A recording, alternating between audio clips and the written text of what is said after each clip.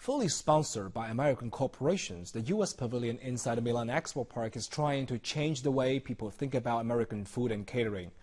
Visitors can even enjoy some fresh vegetables grown on a vertical wall. Now let's find out more about it in our special coverage on the Milan Expo 2015. When we talk about American food, what comes to your mind immediately? Sandwiches, hot dogs, hamburgers, and French fries. They're widely considered as junk food. However, here at Milan Expo, the Americans, the USA Pavilion, is trying to change your mind. They're launching American Food 2.0. What is it? Let's go and find out.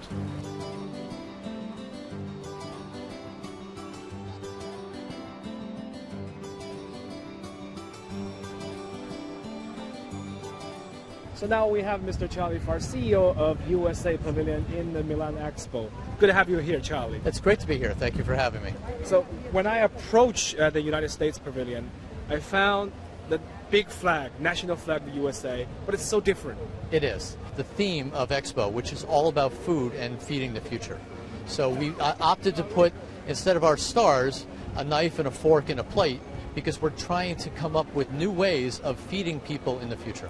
American Food 2.0 is a way of talking about technology. We have a lot of neat technology that's in our building here, and also talking about the next generation of food that's out there that's healthy, that's nutritious, and that the chefs that are coming out of the United States today are world class. They're as good as, sometimes better, than chefs in Italy, France, anywhere in Europe, or anywhere in the world.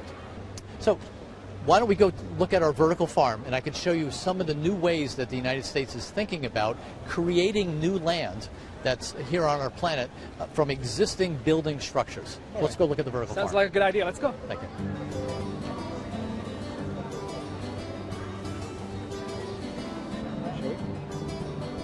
So this is the vertical garden. So 42,000 square feet, as long as an American football field. So very large. We have 42 different varieties of plants and vegetables that are up on the wall. Those are authentic plants. Absolutely. They come from seeds, actually from Baker Heirloom Seeds out of Missouri, one of our states in the United States. And we bring those seeds, non-GMO, over here to Italy, and we're planting them at Peverelli Farms, just north of Milan. And then we're going to plant them into one of our tubes that are uniquely crafted just for Expo here. Rosemary, sage, thyme, habanero peppers, strawberries, kale, lettuce, mustard seed, all kinds of different varieties of plants, all very edible. So is it more difficult to water all those plants on this vertical garden? It's actually much easier than you would think. Last night, 2 nights ago, we had a very nice rainstorm here. We collect the water up on the roof, very sustainable. We collect that water into various drums. We drip the water down through an irrigation system that goes to the top of each of these units. It's a drip irrigation system that has a pan underneath that catches the water and brings it down to the next level. Very efficient, very limited use of water, not a lot of water, just exactly what the plants need. And I found all those structures, they're actually rotating. So what are propelling all those structures? So right now, there's two purposes behind moving the vertical farm. One is for moving it towards the sun. So at a typical vertical farm, when you're in a city putting one of these structures on a wall, you want it facing the sun as much as possible to grow. So when you see these waves coming, we have a song in the United States, one of the lyrics is "Amber Waves of Grain." And so we have the waves going across, and so it's like a wave going across a field. And so that we want it to be interactive, we want it to be fun for people. So Charlie, you just told me that you gave the Minister of Agriculture from Chile a strawberry from the vertical garden. Absolutely. So I gave him a strawberry. I'm going to give you some mustard and maybe some buttered lettuce. Okay. Yes, it's okay. It's very delicious. Okay. So we just pick a little bit coming off the plant, and you just take it and you just chew. And it's got a little kick to it. It's got a little bit of horseradish that'll come in. Gives it a second or two, and then you can taste a little Wow. heat. I found it. It's wonderful. And then you take, this is, in Italy they call it salad. In the United States we call it buttered lettuce. And what it does is it calms your mouth down. So it's not as, there's no spice. It just relaxes your taste buds. Yeah, this is my first time to get a piece of the vegetable from the plant and taste it like that. Yeah.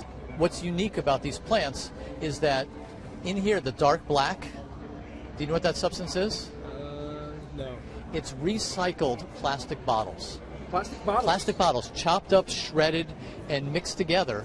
And what it does is it has a layer in between each of the plants so that there's a very small amount of dirt that's on each of these pieces of the vertical farm. So when the water drips down from this irrigation system that's in here, small amounts of water will drip down, and only the amount that's needed on the root ball will stay. The rest of it will drip down and go very fast through these areas down to the next root ball. And when it reaches the bottom, it reaches a collection tray, and that we bring that water together, collect it, and it goes down to the next layer. So all the water that's being used from the roof when it rains comes down is all feeding our vertical farm. Yeah, it does sound more reasonable. It's very quick, More it's very economical, very efficient. Here on the terrace of the pavilion, it's really nice to take a little rest and enjoy the breeze. It's beautiful up here. We're up on the 3rd floor now. Every afternoon at 4 o'clock, we bring in various different engaging speakers. Sometimes they're fun, sometimes they're animated, sometimes there's dancing. Other times it's engaging children and kids. So all the discussions, I mean, all the talks every afternoon here on the deck is about the future and focusing on food. Absolutely. So one of the things that we really wanted to do in our building as well is talking about not what we do today. That's important, but and interesting, but really addressing the issues that are going into the future. Those are the real hard questions. Industry, our cooking. How do you nutritiously feed people going forward? Looking to tomorrow, not looking in the past. All right. Thank you. Thank you. Oh, it's a pleasure.